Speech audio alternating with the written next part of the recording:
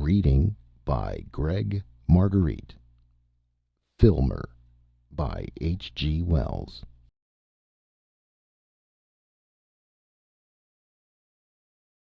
In truth, the mastery of flying was the work of thousands of men.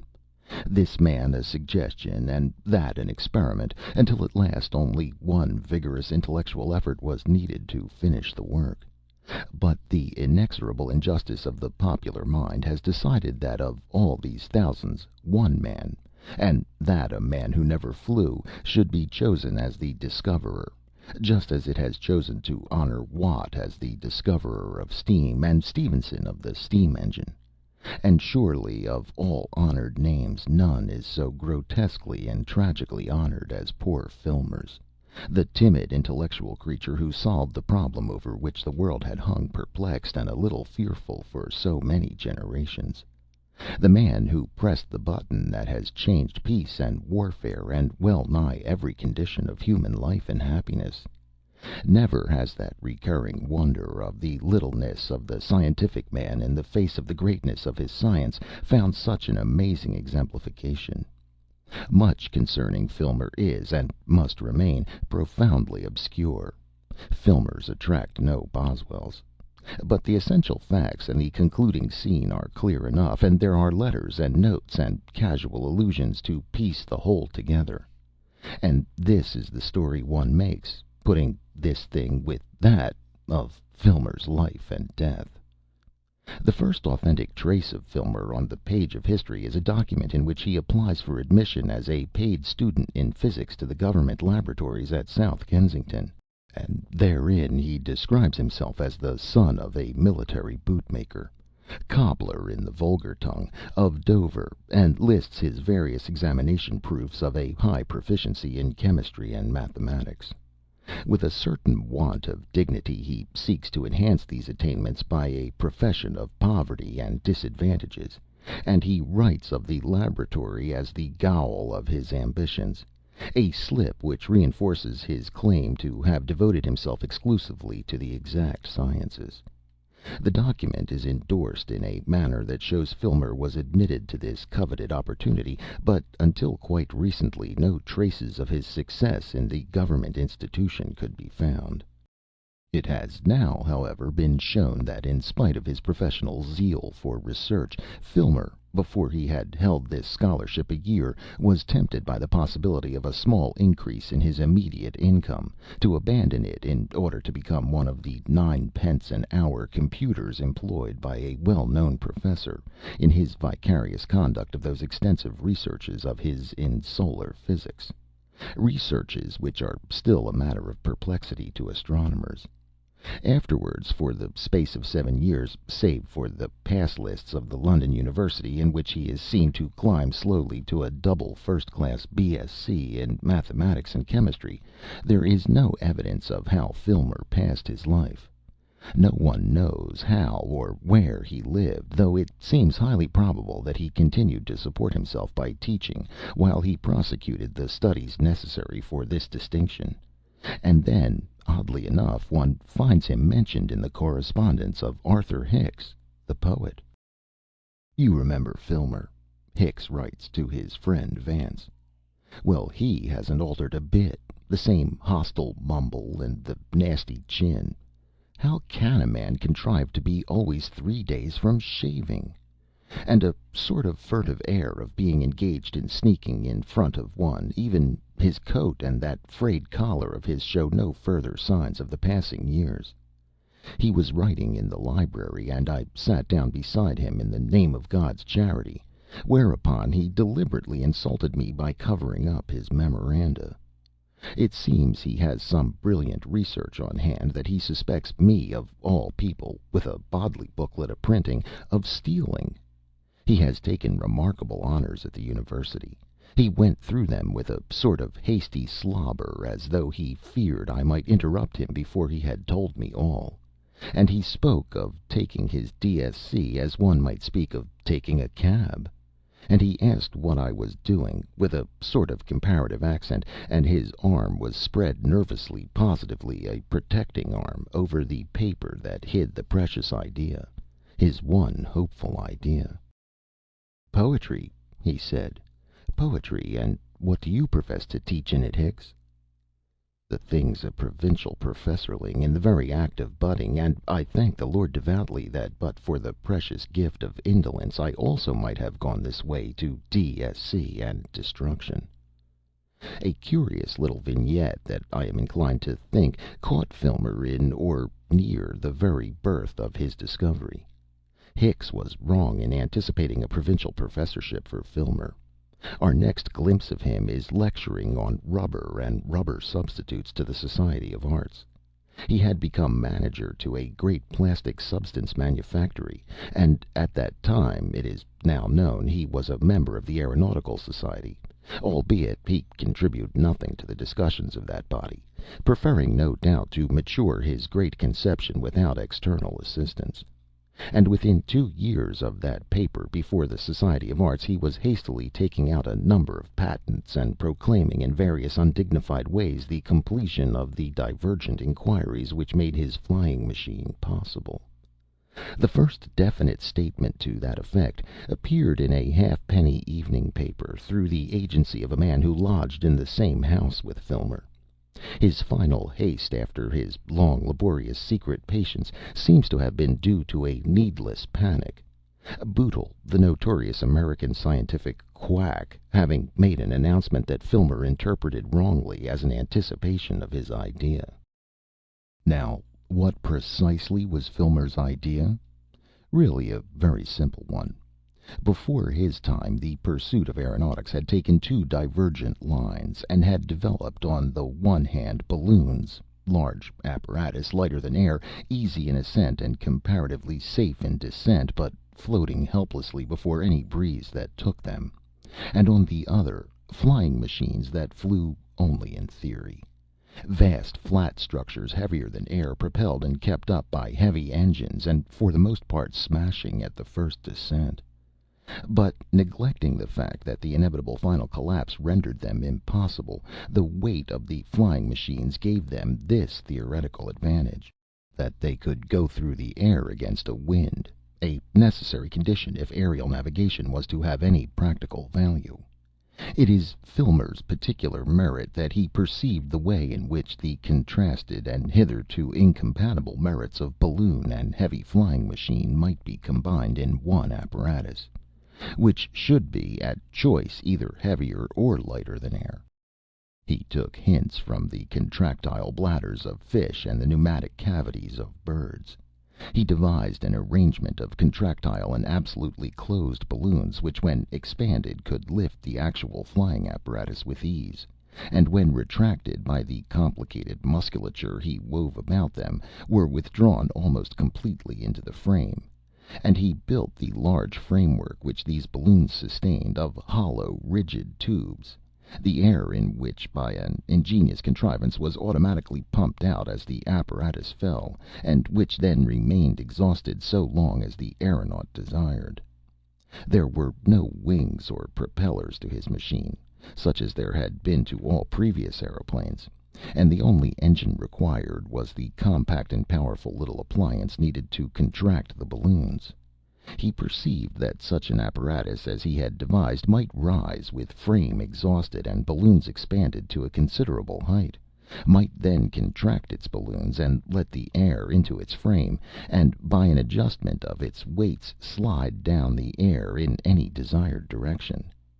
As it fell it would accumulate velocity and at the same time lose weight, and the momentum accumulated by its downrush could be utilized by means of a shifting of its weights to drive it up in the air again as the balloons expanded.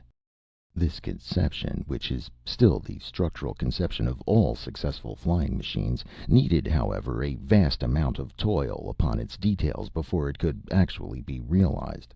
And such toil Filmer, as he was accustomed to tell the numerous interviewers who crowded upon him in his heyday of fame, ungrudgingly and unsparingly gave.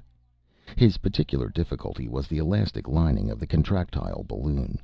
He found he needed a new substance, and in the discovery and manufacture of that new substance he had, as he never failed to impress upon the interviewers, performed a far more arduous work than even in the actual achievement of my seemingly greater discovery. But it must not be imagined that these interviews followed hard upon Filmer's proclamation of his invention. An interval of nearly 5 years elapsed, during which he timidly remained at his rubber factory. He seems to have been entirely dependent on his small income from this source, making misdirected attempts to assure a quite indifferent public that he had invented what he had invented. He occupied the greater part of his leisure in the composition of letters to the scientific and daily press, and so forth, stating precisely the net result of his contrivances and demanding financial aid. That alone would have sufficed for the suppression of his letters. He spent such holidays as he could arrange in unsatisfactory interviews with the doorkeepers of leading London papers. He was singularly not adapted for inspiring hall porters with confidence, and he positively attempted to induce the War Office to take up his work with him. There remains a confidential letter from Major General Volleyfire to the Earl of Frogs.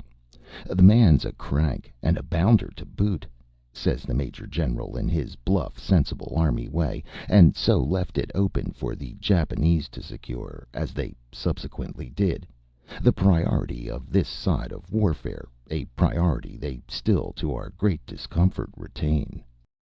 And then, by a stroke of luck, the membrane Filmer had invented for his contractile balloon was discovered to be useful for the valves of a new oil engine, and he obtained the means for making a trial model of his invention. He threw up his rubber factory appointment, desisted from all further writing, and, with a certain secrecy that seems to have been an inseparable characteristic of all his proceedings, set to work upon the apparatus. He seems to have directed the making of its parts, and collected most of it in a room in Shoreditch, but its final putting together was done at Dymchurch in Kent.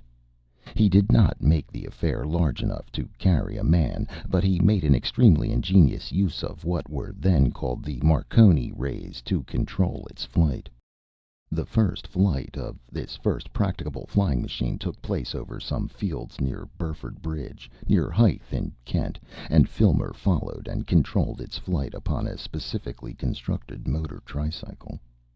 The flight was, considering all things, an amazing success. The apparatus was brought in a cart from Dymchurch to Burford Bridge, and ascended there to a height of nearly 300 feet, swooped thence very nearly back to Dymchurch, came about in its sweep, rose again, circled, and finally sank uninjured in a field behind the Burford Bridge Inn. At its descent a curious thing happened. Filmer got off his tricycle, scrambled over the intervening dike, advanced perhaps 20 yards towards his triumph, threw out his arms in a strange gesticulation, and fell down in a dead faint. Every one could then recall the ghastliness of his features, and all the evidence of extreme excitement they had observed throughout the trial, things they might otherwise have forgotten. Afterwards, in the inn, he had an unaccountable gust of hysterical weeping. Altogether there were not 20 witnesses of this affair, and those for the most part uneducated men. The new Romney doctor saw the ascent, but not the descent, his horse being frightened by the electrical apparatus on Filmer's tricycle, and giving him a nasty spill. 2 members of the Kent Constabulary watched the affair from a cart in an unofficial spirit, and a grocer calling round the marsh for orders, and 2 lady cyclists seemed almost to complete the list of educated people. There were 2 reporters present, one representing a Folkestone paper, and the other being a 4th-class interviewer and symposium journalist, whose expenses down, Filmer, anxiously as ever for adequate advertisement, and now quite realizing the way in which adequate advertisement may be obtained, had paid. The latter was one of those writers who can throw a convincing air of unreality over the most credible events, and his half-facetious account of the affair appeared in the magazine page of a popular journal. But, happily for Filmer, this person's colloquial methods were more convincing.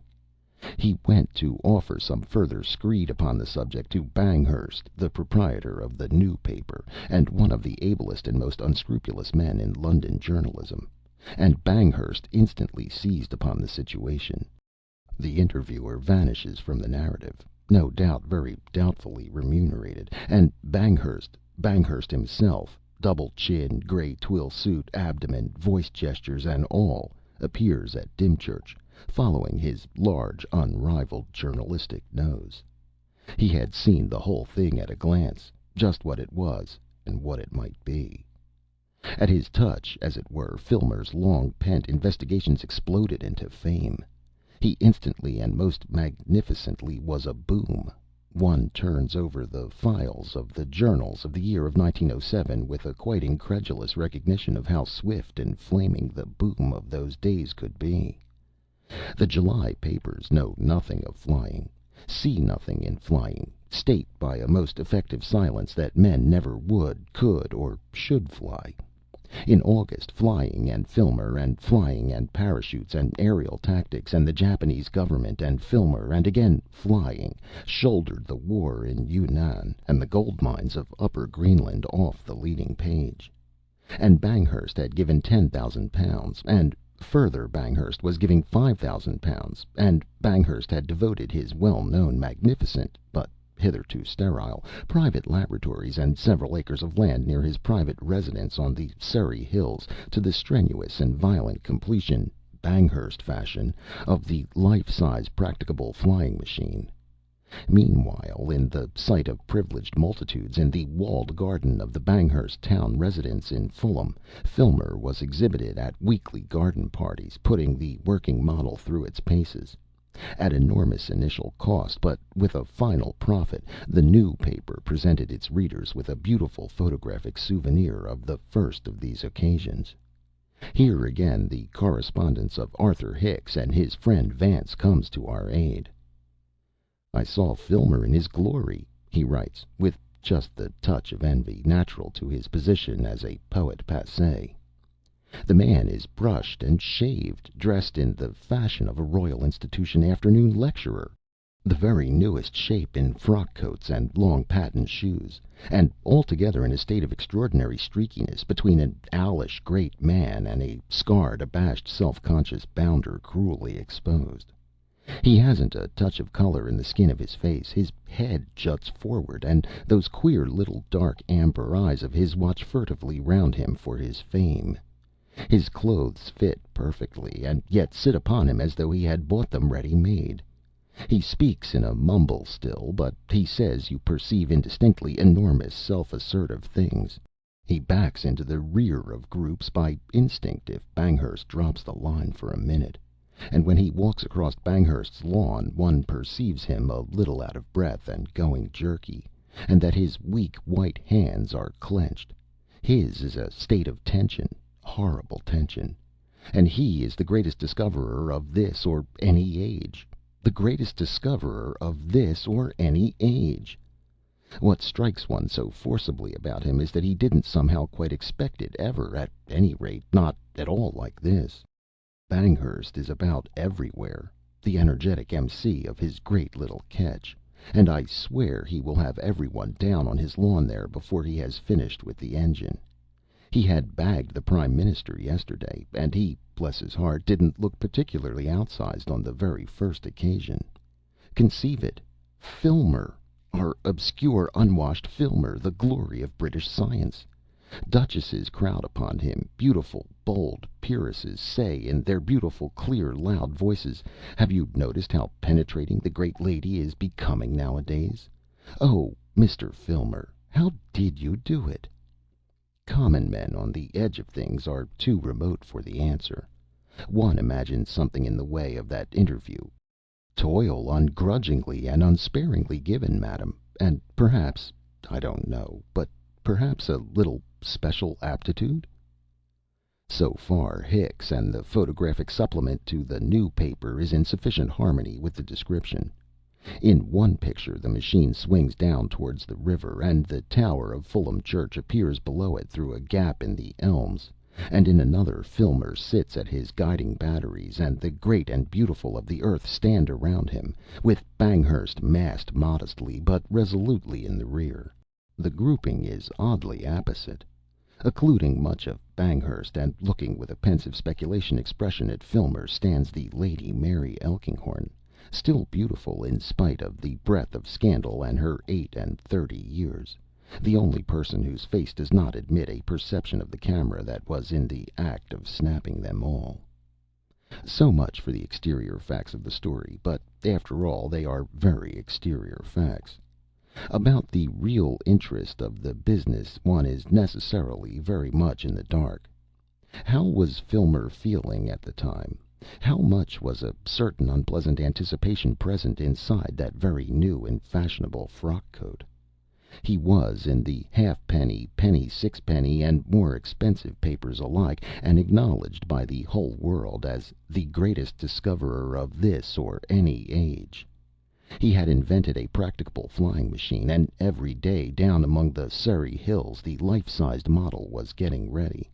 And when it was ready, it followed as a clear, inevitable consequence of his having invented and made it.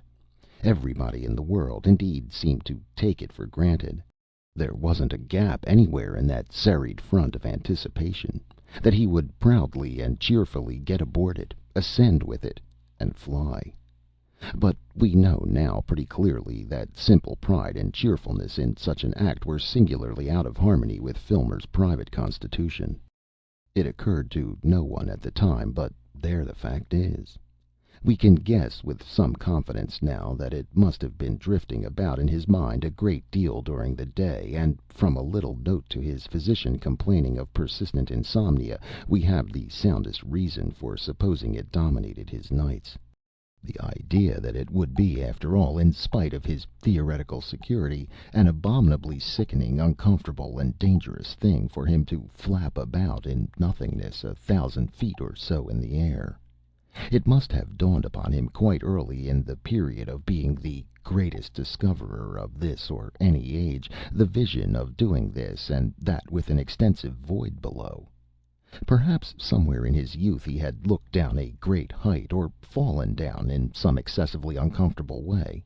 Perhaps some habit of sleeping on the wrong side had resulted in that disagreeable falling nightmare one knows, and given him his horror.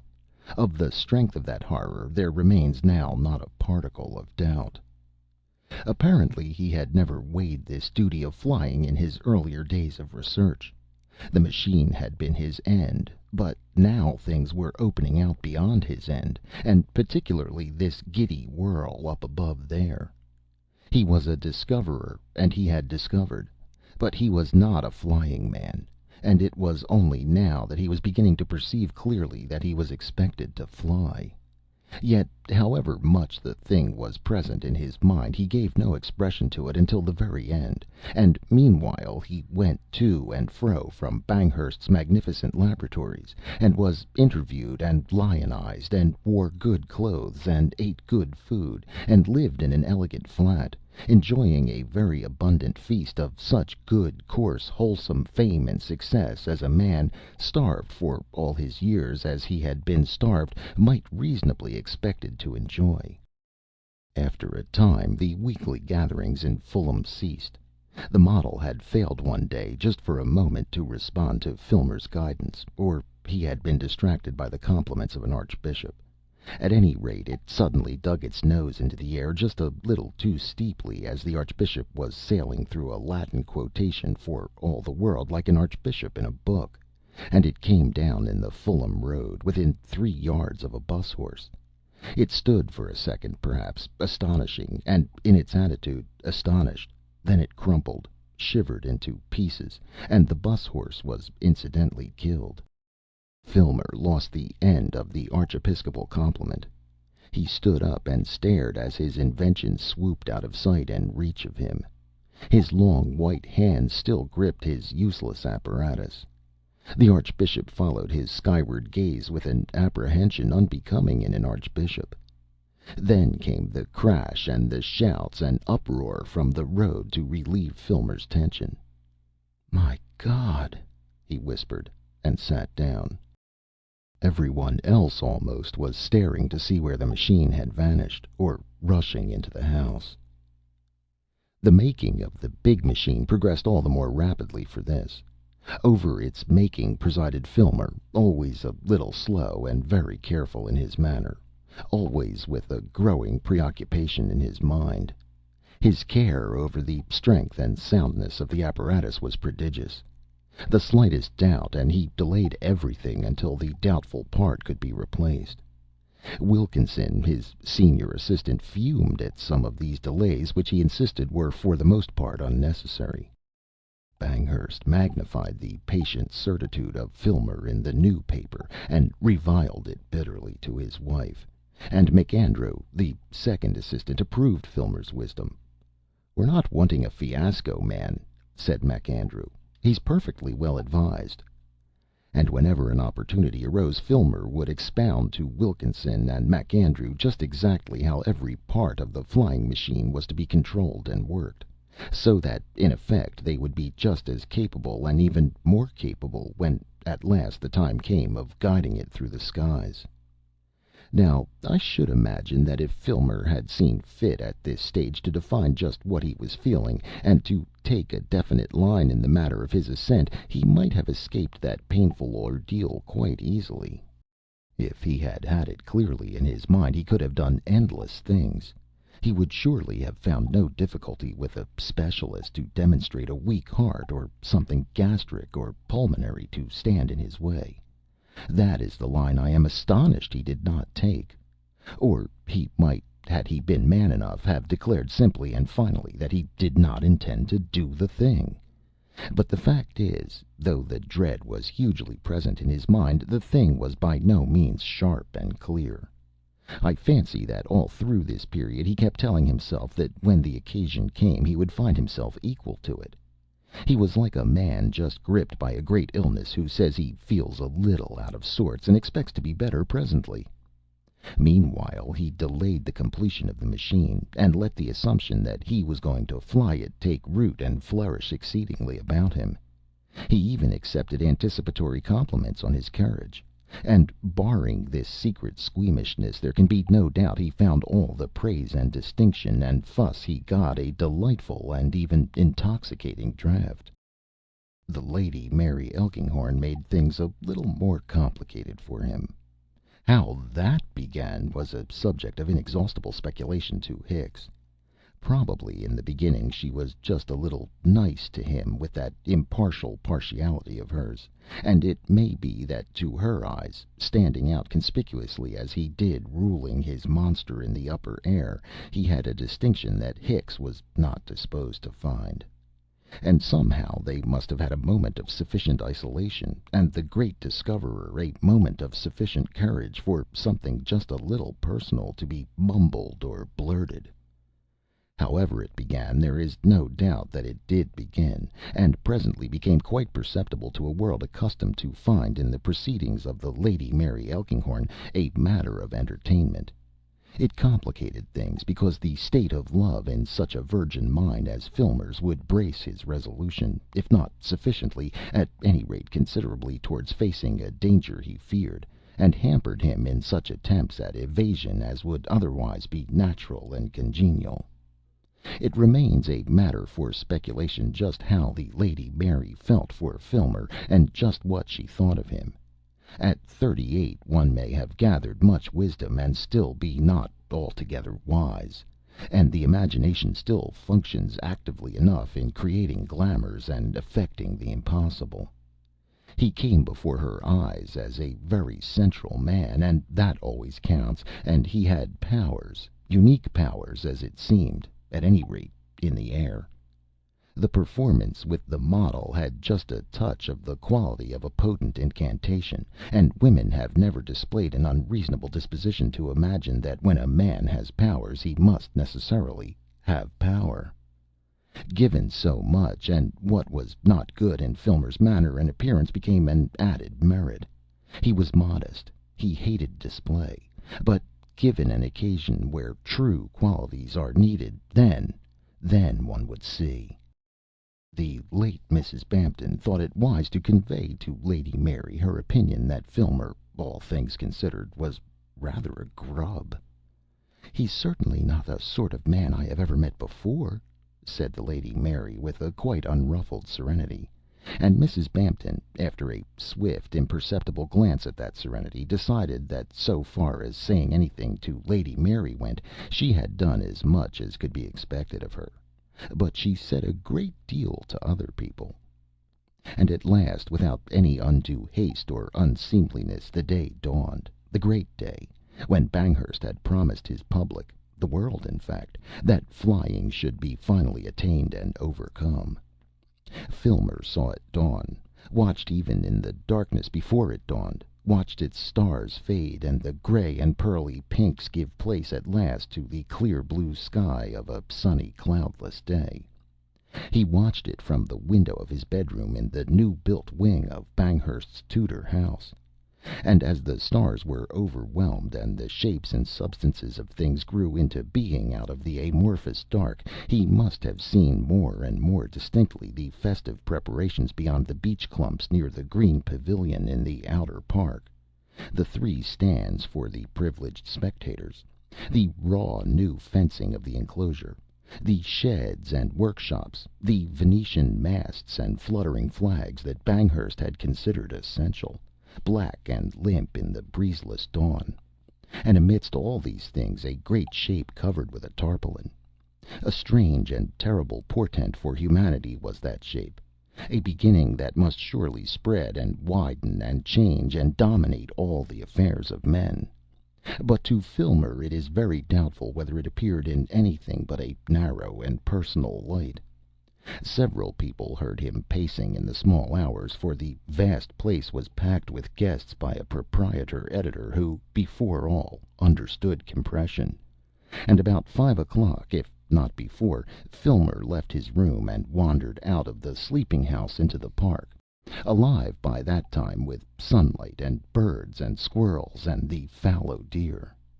MacAndrew, who was also an early riser, met him near the machine, and they went and had a look at it together. It is doubtful if Filmer took any breakfast, in spite of the urgency of Banghurst. So soon as the guests began to be about in some number, he seems to have retreated to his room. Thence, about 10, he went into the shrubbery, very probably because he had seen the Lady Mary Elkinghorn there. She was walking up and down, engaged in conversation with her old school friend, Mrs. Brewis Craven, and although Filmer had never met the latter lady before, he joined them and walked beside them for some time. There were several silences, in spite of the Lady Mary's brilliance. The situation was a difficult one, and Mrs. Brewis Craven did not master its difficulty. "He struck me," she said afterwards with a luminous self-contradiction, "as a very unhappy person who had something to say, and wanted before all things to be helped to say it. But how was one to help him when one didn't know what it was?" At 11:30 the enclosures for the public in the outer park were crammed. There was an intermittent stream of equipages along the belt which circles the outer park, and the house party was dotted over the lawn and shrubbery and the corner of the inner park, in a series of brilliantly attired knots, all making for the flying machine. Filmer walked in a group of three with Banghurst, who was supremely and conspicuously happy, and Sir Theodore Hickle, the president of the Aeronautical Society. Mrs. Banghurst was close behind, with the Lady Mary Elkinghorn, Georgina Hinkle, and the Dean of Stays. Banghurst was large and copious in speech, and such interstices as he left were filled in by Hickle with complimentary remarks to Filmer, and Filmer walked between them, saying not a word except by way of unavoidable reply. Behind, Mrs. Banghurst listened to the admirably suitable and shapely conversations of the Dean, with that fluttered attention to the ampler clergy 10 years of social ascent and ascendancy had not cured in her, and the Lady Mary watched, no doubt with an entire confidence in the world's disillusionment, the drooping shoulders of the sort of man she had never met before. There was some cheering as the central party came into view of the enclosures, but it was not very unanimous nor invigorating cheering. They were within 50 yards of the apparatus when Filmer took a hasty glance over his shoulder to measure the distance of the ladies behind them, and decided to make the first remark he had initiated since the house had been left. His voice was just a little hoarse, and he cut in on Banghurst in mid-sentence on progress. I say, Banghurst, he said, and stopped. Yes, said Banghurst. I wish. He moistened his lips. I'm not feeling well. Banghurst stopped dead. Eh? He shouted. A queer feeling. Filmer made to move on, but Banghurst was immovable. I don't know. I may be better in a minute. If not, perhaps MacAndrew. You're not feeling well? Said Banghurst, and stared at his white face. My dear, he said, as Mrs. Banghurst came up with them, Filmer says he isn't feeling well. A little queer, exclaimed Filmer, avoiding the Lady Mary's eyes. It may pass off. There was a pause. It came to Filmer that he was the most isolated person in the world. In any case, said Banghurst, the ascent must be made, perhaps if you were to sit down somewhere for a moment. It's the crowd, I think, said Filmer. There was a second pause. Banghurst's eye rested in scrutiny on Filmer, and then swept the sample of public in the enclosure. It's unfortunate, said Sir Theodore Hickle, but still, I suppose, your assistance. Of course, if you feel out of condition and disinclined. I don't think Mr. Filmer would permit that for a moment, said Lady Mary. But if Mr. Filmer's nerve is run, it might even be dangerous for him to attempt. Hickle coughed. It's just because it's dangerous, began the Lady Mary, and felt she had made her point of view and Filmer's plain enough. Conflicting motives struggled for Filmer. I feel I ought to go up, he said, regarding the ground. He looked up and met the Lady Mary's eyes. I want to go up, he said, and smiled whitely at her. He turned towards Banghurst. If I could just sit down somewhere for a moment, out of the crowd and sun. Banghurst at least was beginning to understand the case. Come into my little room in the green pavilion, he said. It's quite cool there. He took Filmer by the arm. Filmer turned his face to the Lady Mary Elkinghorn again. I shall be all right in 5 minutes, he said. I'm tremendously sorry. The Lady Mary Elkinghorn smiled at him. I couldn't think, he said to Hickle, and obeyed the compulsion of Banghurst's pull. The rest remained watching the two recede. He is so fragile, said the Lady Mary. He's certainly a highly nervous type, said the Dean, whose weakness it was to regard the whole world except married clergymen with enormous families as neurotic. Of course, said Hickle, it isn't absolutely necessary for him to go up, because he has invented. How could he avoid it? Asked the Lady Mary, with the faintest shadow of scorn. It's certainly most unfortunate if he's going to be ill now, said Mrs. Banghurst, a little severely. He's not going to be ill, said the Lady Mary, and certainly she had met Filmer's eye. You'll be all right, said Banghurst, as they went towards the pavilion. All you want is a nip of brandy. It ought to be you, you know. You'd get it rough, you know, if you let another man. Oh, I want to go, said Filmer. I shall be all right. As a matter of fact, I'm almost inclined now. No, I think I'll have that nip of brandy first. Banghurst took him into the little room and routed out an empty decanter. He departed in search of a supply. He was gone perhaps 5 minutes. The history of those 5 minutes cannot be written. At intervals Filmer's face could be seen by the people on the easternmost of the stands erected for spectators, against the window pane peering out, and then it would recede and fade. Banghurst vanished shouting behind the grandstand, and presently the butler appeared, going pavilionward with a tray. The apartment in which Filmer came to his last solution was a pleasant little room, very simply furnished with green furniture and an old bureau, for Banghurst was simple in all his private ways. It was hung with little engravings after Morland, and it had a shelf of books. But as it happened, Banghurst had left a rook rifle he sometimes played with on the top of the desk, and on the corner of the mantel shelf was a tin with 3 or 4 cartridges remaining in it. As Filmer went up and down that room wrestling with his intolerable dilemma, he went first towards the neat little rifle athwart the blotting pad, and then towards the neat little red label, 22 long. The thing must have jumped into his mind in a moment. Nobody seems to have connected the report with him, though the gun being fired in a confined space must have sounded loud, and there were several people in the billiard room separated from him only by a lath and plaster partition. But directly Banghurst's butler opened the door and smelt the sour smell of the smoke, he knew, he says, what had happened. For the servants, at least, of Banghurst's household had guessed something of what was going on in Filmer's mind.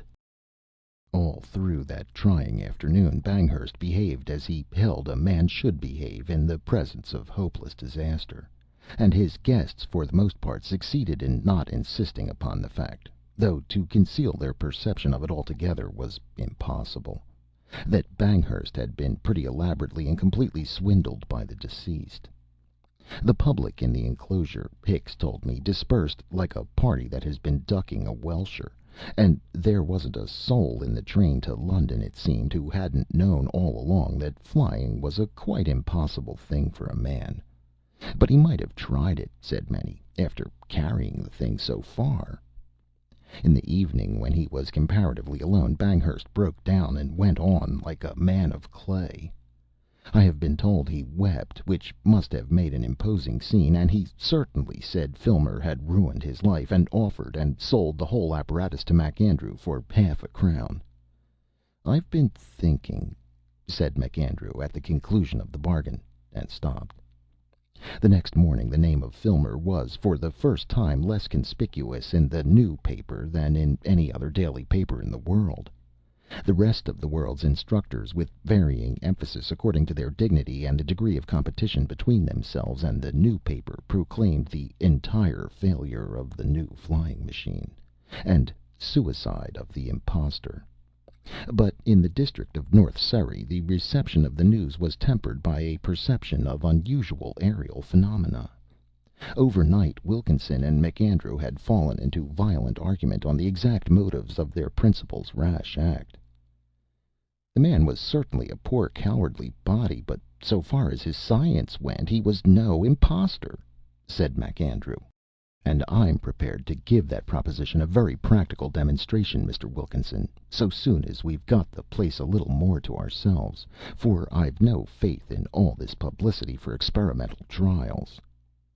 And to that end, while all the world was reading of the certain failure of the new flying machine, MacAndrew was soaring and curvetting with great amplitude and dignity over the Epsom and Wimbledon divisions, and Banghurst, restored once more to hope and energy, and regardless of public security and the Board of Trade, was pursuing his gyrations and trying to attract his attention on a motor car and in his pajamas. He had caught sight of the ascent when pulling up the blind of his bedroom window, equipped, among other things, with a film camera that was subsequently discovered to be jammed. And Filmer was lying on the billiard table in the green pavilion with a sheet about his body.